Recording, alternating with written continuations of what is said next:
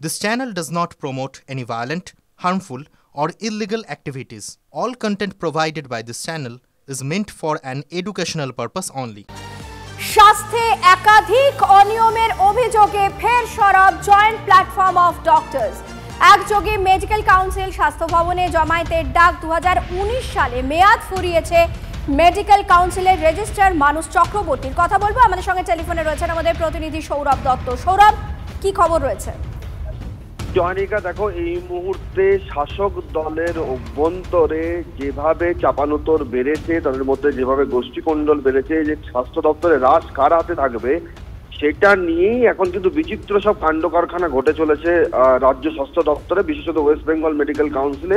যে West Bengal medical কাউন্সিলের সভাপতি হচ্ছেন তৃণমূল বিধায়ক সুদীপ্ত রায়, এবং যে ওয়েস্ট বেঙ্গল মেডিকেল কাউন্সিলের রাজ্য সরকারের প্রতিনিধি তরফে প্রতিনিধি হচ্ছেন তৃণমূল মুখপাত্র শান্তনু সেন।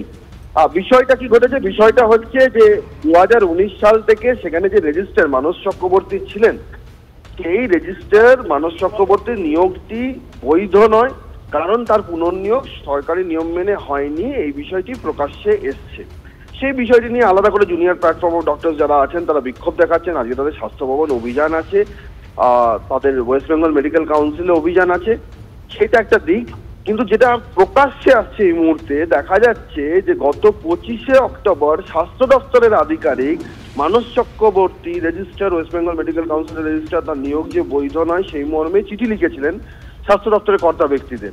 সেই চিঠি আসার পর দেখা যাচ্ছে মানস চক্রবর্তী আবার চিঠি দিয়ে স্বাস্থ্য দপ্তরকে জানাচ্ছেন যে শান্তনু সেনের যে নিয়োগ রয়েছে ওয়েস্ট বেঙ্গল মেডিকেল কাউন্সিলে সেটা বৈধ নয়। ফলে যার বৈধতা নিয়ে প্রশ্ন আছে নিয়োগ নিয়ে, তিনি আবার চিঠি লিখছেন। সৌরভ, ধন্যবাদ আপাতত তোমাকে। 22-এ ওয়েস্ট বেঙ্গল মেডিকেল কাউন্সিলের যে ভোট হয়েছিল, যে ভোটটিকে আমরা লুটের ভোট বলে অভিযোগ করেছিলাম, এবং বিষয়টি জয়েন্ট প্ল্যাটফর্ম অফ ডক্টরসের তরফে আদালতে যাওয়া হয়েছিল এবং সেটি বিচারাধীন। সেই 2022-এর ভোটটি অবৈধ বলে প্রমাণিত হয়। এতে আমরা যে অভিযোগগুলি করে আসছিলাম, মেডিকেল কাউন্সিল যে দুর্নীতির আখড়া, আঁতুড়ঘর, সেটা প্রমাণিত হলো।